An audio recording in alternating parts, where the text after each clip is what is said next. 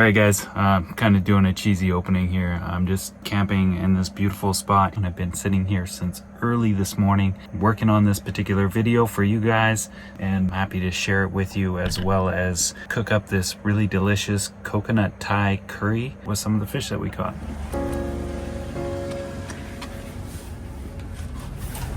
Yeah. Conscious. Matic. Alright, so far away I come from. I sit and wonder about the times that it made sense, but nowadays I don't worry about what's past tense. My younger days I used to hang around with mad friends. If we just fell out, I don't really know what happened. A lot of people come around and keep you stagnant, distraction. So yeah, don't show them no compassion. We was really out here grinding, really rapping, stacking them Franklins, them Grants, and them Jacksons. Imagine if we would've never chased our passion, we probably would've never knew what happened. They was all just talk, we showed action. Once they leave, don't you let them back in. Just pack up all they stuff and send them packing. I'm blacking on anybody thinking they could act up with me. This vibe ain't for free, cause where I'm at in life, I'm only focused on me. Note the self, know yourself, focus on your health. They don't wanna help, then fuck it, do it by yourself. Don't give them no excuse to put you on the shelf. If it's me, myself, and I, then it's no one else. Yeah, self-love is the best love. It's the people who always give that never get love. They ain't real enough to probably say they messed up. Just let it go and make the best of it. Yeah, self-love is the best love. It's the people who always give that never get love. They ain't real enough to probably say they messed up. Just let it go and make the best of it. Love yourself. Practice what you preaching, but clearly they not practicing entitlement and pride. Yeah, those two things they factor in. Spiral out of control, just from all the bantering. When they accustomed to talking behind your back with all that chattering. I remove myself before I abuse myself. Talk about self-love, but you gotta do it yourself. Yeah, I won't act too good for no help. We all healing now. Said some things about me that ain't true. How you feeling now? Even at my lowest, they tried to find a way to bring me down. Big y'all up for years, ain't talking just the brand or the sound. I don't throw things around, I do it from the heart proud. Mama just wanna see a sunshine, removing them dark clouds. Yeah, self-love is the best love. It's the people who always give that never get love. They ain't real enough to probably say they messed up. Just let it go and make the best of it. Love yourself. Alright guys, thanks for joining me on this one and making it past the intro and also the brown water on the way out. As you can see, it happened to clear up for us once we got out a bit further out, and here we are just taking a look at our first fish sighting of the day. These ones are called black rockfish, which is one of the fish that we wanted to target while we're out here. And unlike some of the other rockfish types, these guys are often grouped together like these guys are. These ones are just hanging out amongst some kelp, but you can also find them amongst boulders and rocky outcroppings, just any sort of uncommon structure that you might find out in the water. We're also on the lookout for lingcod too, but having been to this spot before, we know our chances of seeing them are slim.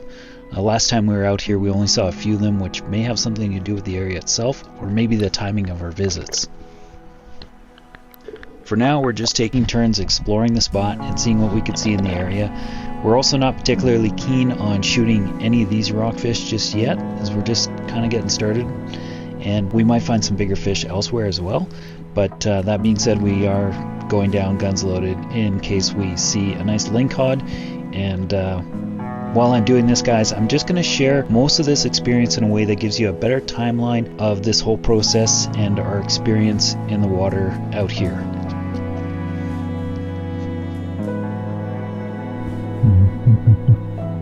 That sound you heard there is me making a sound with the back of my throat, and it's something I do to attract fish, and in this case we've got a couple greenling that are taking an interest, and while they are fair game, they're not on the menu for today. Instead, I'm going to check this area out, just kind of look around me and seeing if there's any other fish that have come in before heading back up to purge my CO2.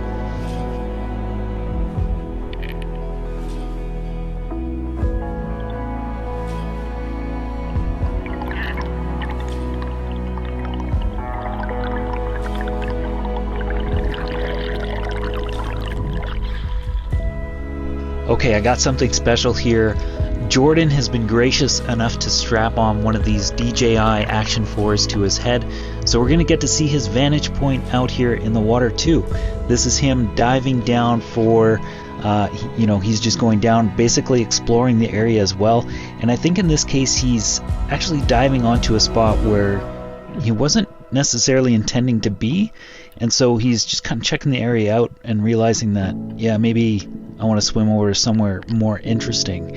And one of the cool things here is that on his way over to this new spot, he swims right past a really nice lingcod. We'll see it right here, and then I slow it down a little bit for you so you can see it there.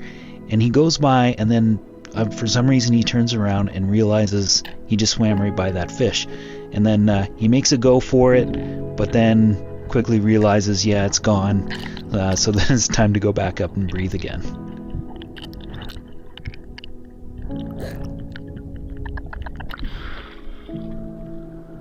Big fucking lingcod.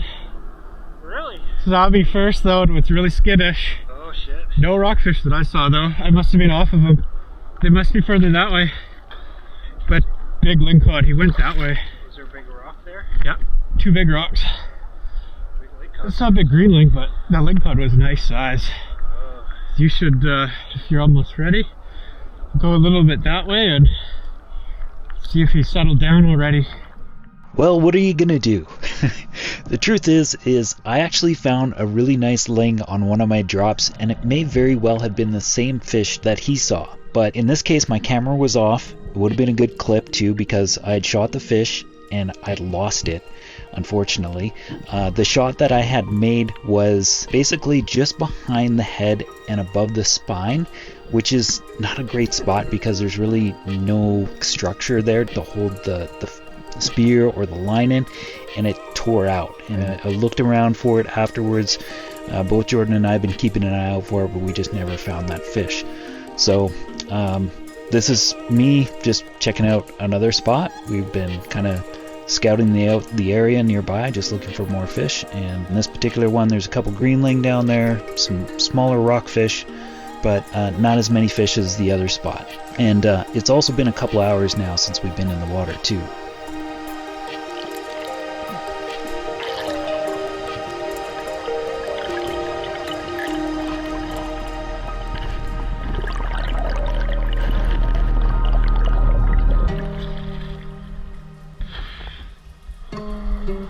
Small ones.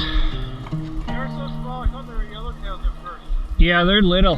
You wanna get the switch? Go back to the rockers over there?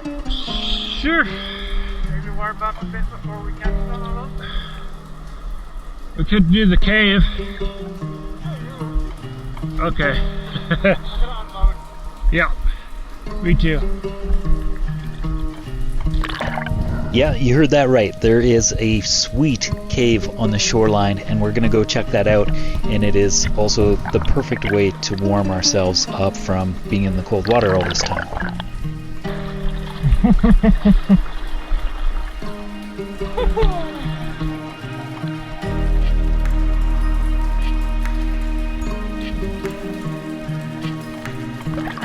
Fuck the log.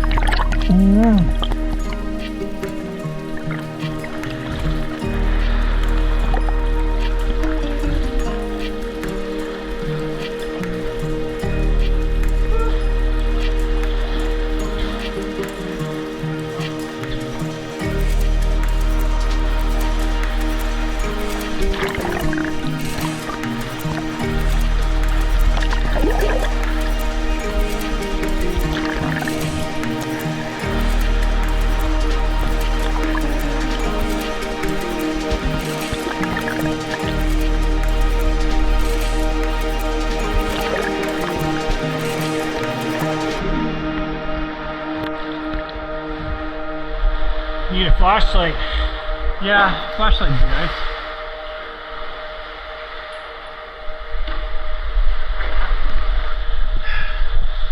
So I've been in this cave before with Jordan last year. I don't think we filmed very much while we were in here. We laughed a lot. Yeah.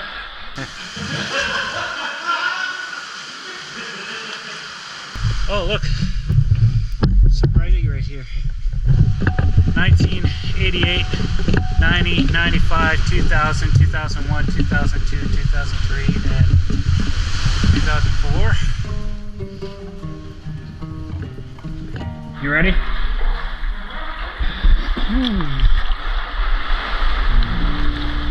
Places like this are almost only accessible when you put on a mask, a snorkel, and a set of fins. And if you're in the market for some of that gear and you're on the island, you ought to check out East to West Freediving in Victoria. They have a pretty solid inventory where you can fit just about everything you need to explore these waters, and maybe even delve into harvesting your own seafood too.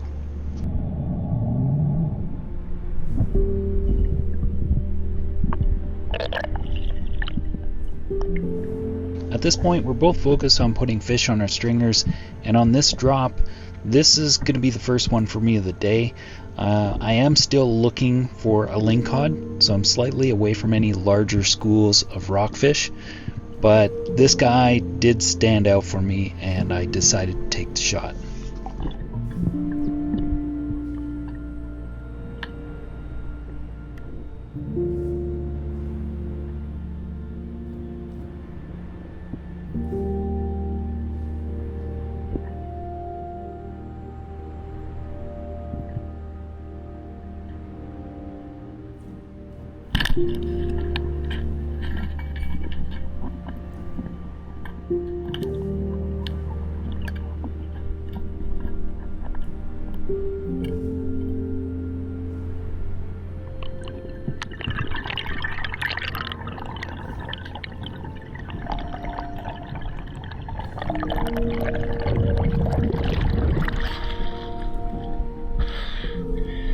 Not a big guy, but It's about the biggest we've seen here, though. it's dinner.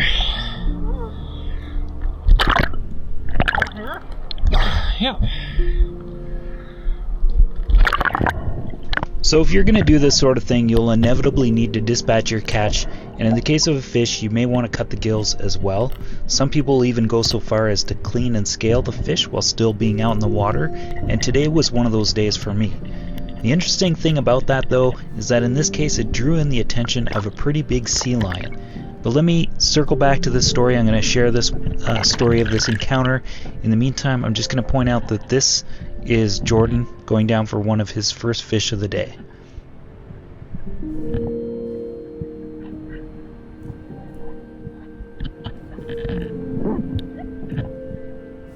You can see here he's grabbed onto a piece of this bull kelp, and that's because he's still buoyant at this depth.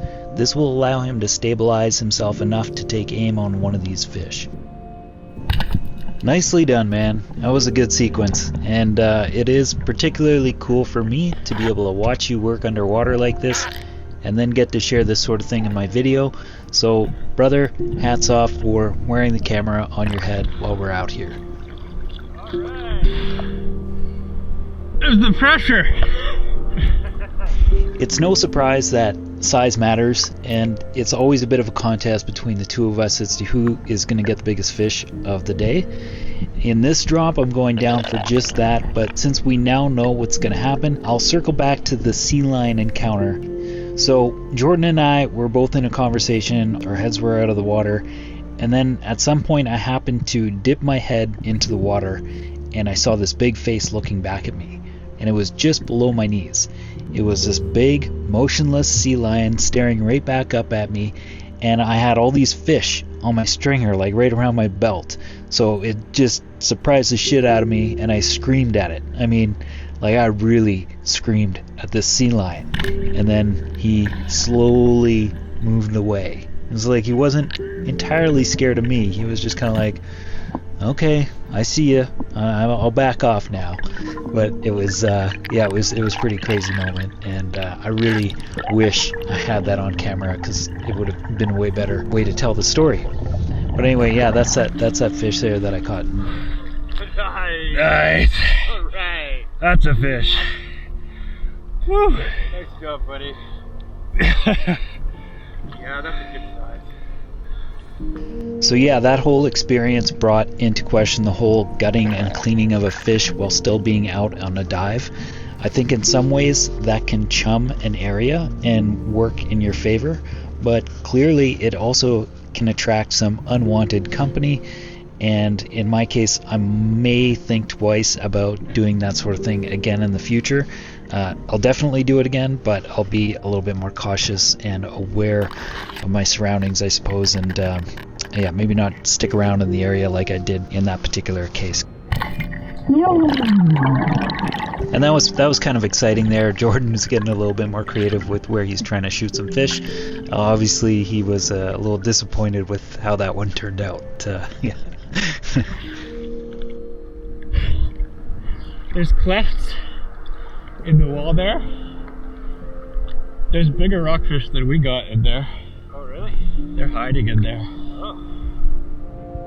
So yeah, his excitement pretty much ramped up our level of curiosity in terms of like really inspecting this big rock that we found here. It's like this kind of tower of sandstone with a bunch of kelp on the top of it, and there's some boulders, as you can see, that are down below here. And we just decided at this point to get a little bit more intimate with the structure itself. And right here you can see me coming up onto this swim through, and I tend to focus on this top half of it right here, but clearly down below, looking back on this, I kind of wish I spent a little bit more time in that deeper water down there, because I could probably swim through from one side to the other in this particular location.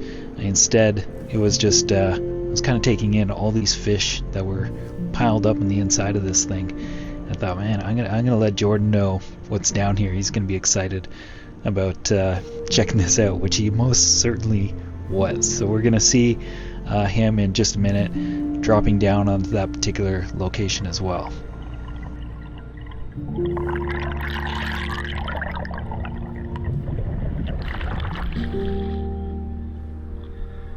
There's a big swim through right through the middle of that thing. Really? And it's full of rockfish. Okay, we're back to Jordan's point of view, and yeah, we changed the tone of the music because this is where things get a little bit more interesting in terms of, I don't know, we had some fun from this point on, because Jordan was pretty keen about shooting one of these fish, and sandstone is this, like, it's got all these nooks and crannies in it, so it really catches everything, and it'd be kind of a scary thing to swim through there, because it'd be easy to get your wetsuit or your gloves or anything like that just caught on this stuff. It's like this underwater Velcro. But yeah, there you see, he shot at a fish, he missed, and his spear gun is stuck down there.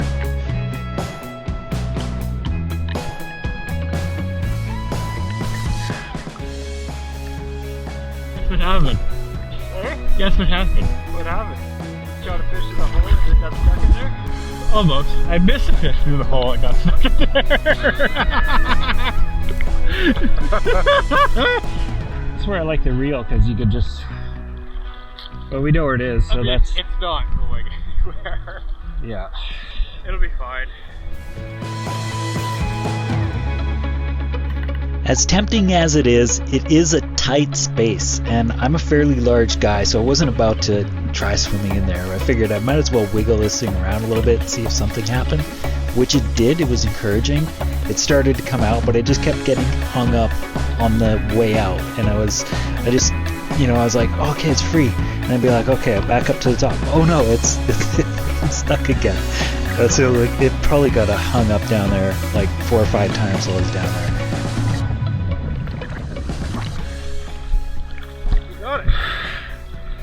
Yep. Just wiggled it loose. But it got hooked up about 5 times on the way out. Yeah. All the fish are like, what are you doing? What are you doing? Thank you. Sorry for that conundrum. Oh, you're welcome. It's great fun. Maybe don't shoot a fish in the hole. Yeah, I'm not going to do that again. Okay. Probably try to find a reel. Oh, yeah.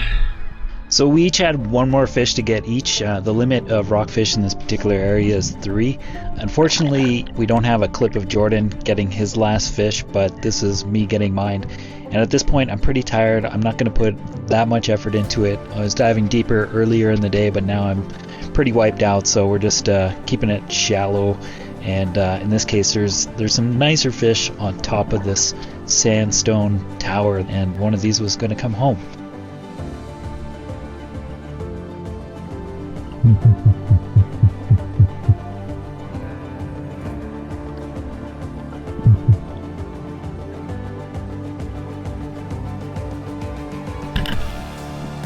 I hope you're paying attention to the dives. I really shared them from beginning to end in this one to demonstrate the use of one up, one down, and how we are in the water. So while one of us is down, the other one's kind of keeping an eye on the other one, so that if anything happens, we're right there and we can help the other person out.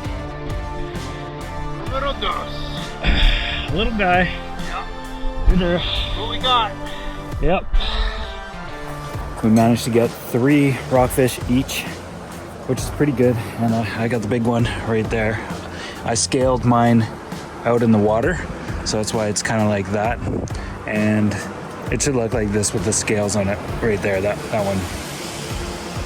one there. I think that one's Jordan's last one. Hopefully I got that sea lion on camera. That was wild. It was just like, came up and I was doing something, and then I like looked down and he's like right there looking at me. I was just like, holy shit. It was really kind of scary, and I had all these fish on me. So we just finished cleaning them and gutting them, and so there was fish guts in the water, and I think maybe the smell and all that stuff is what brought the sea lion in. Maybe I might not be doing that sort of thing in the future. It's just something I was trying this time around. But it is kind of nice to get the scales off while I was out there, just kind of between dives. That part's pretty cool, because that can be kind of messy. But yeah. Anyway, I'm gonna figure out how long this big guy is. I want to measure him.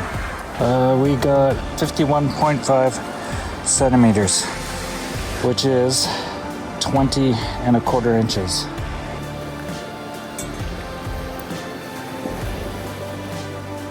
Alright guys, I hope you really enjoyed that. It was a really good time, and I've got some of that fish right here, so that's going to go into this. And as you can see, I've already started with this, and I'm going to cut to a little clip here to share all the ingredients with you so you know what I'm working with. I've got an onion, some garlic, lemongrass, carrots, Thai chilies, bok choy, and a red pepper.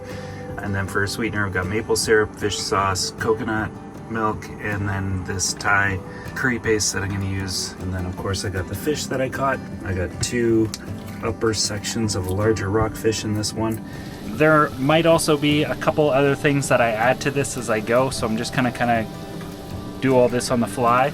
But at this point in time, I've chopped up the onions, as you can see. It's in here, and I'm just reducing them to get them nice and caramelized. And I'll do that for quite a while, and then I'm going to add the chopped garlic. So I've already chopped that up. That's going to go in there. And then I'll put in the lemongrass, the Thai chilies, and the carrots as well. And then I'll also quickly thereafter add the coconut cream with the curry paste and let that simmer down and reduce some more. So basically just going to make like this really nice rich sauce. And then once it's kind of at the consistency that I'm looking for, then I'm going to add the fish, the peppers, and the bok choy. And I got a phone call with my daughter, so I'm going to take this, and we'll see you in a sec. I'm just hanging out. I'm making some dinner. I'm cooking up some... It's going to be a Thai curry, fish curry recipe. And I got some fish right here. Cool, huh? I went fishing, yep.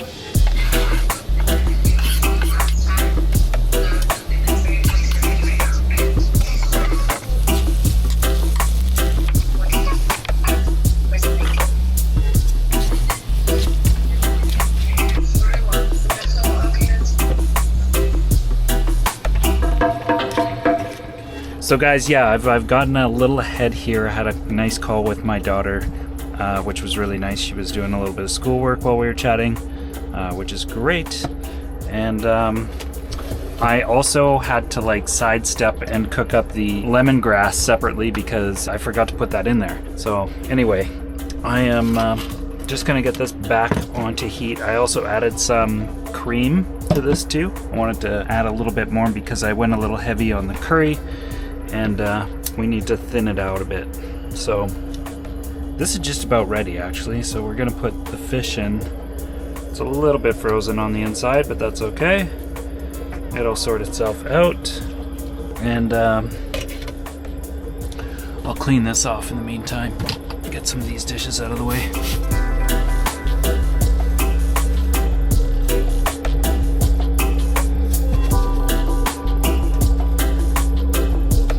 Okay, I've got that pretty much doing its thing down there, and I'm just packing up, putting up stuff on the windows so that the van is ready for the evening. It is definitely getting darker out there. The heater's on, which is nice and cozy. A little van down there. Some other people sleeping in this area. Yeah, that van's just like mine. Anyway, yeah, it's a nice little evening out. So yeah, I'm just gonna wait for that to be ready, and then I'll add the bok choy here in a bit. I just want to make sure that the fish gets cooked down to where I want it to be. Ah, friggin' right, man. This is, whew, looks really good. I'm sure it's gonna taste really good too. I'm just gonna stick it over here. It's kind of my routine is sometimes I'll flip this open, watch a video or something, and that'll be my platform to eat dinner tonight. But yeah, I'm not gonna watch this right now. We just watched that. I'll set that aside. So here we go. Little rockfish, coconut Thai curry.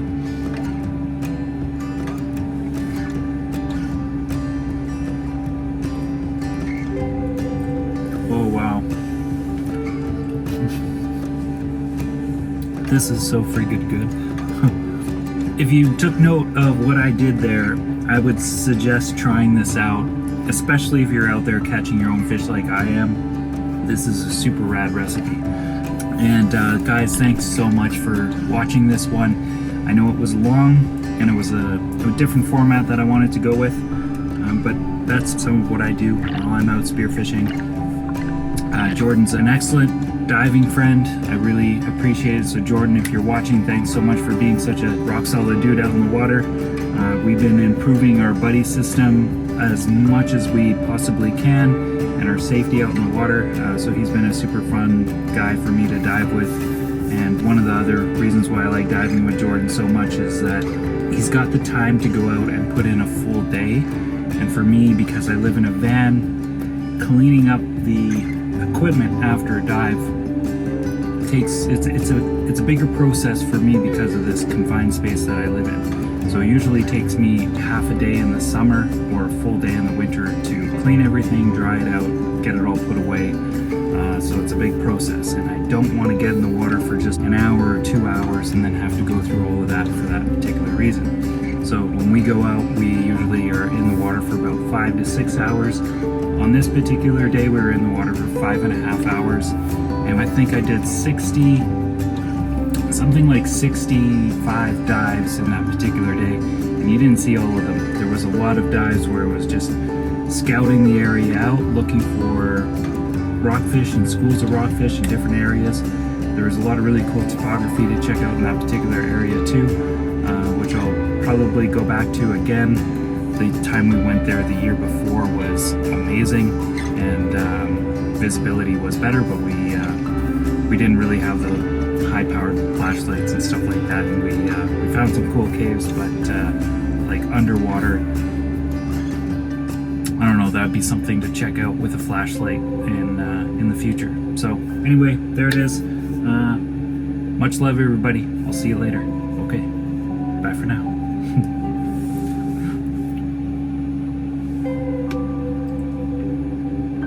Oh yeah.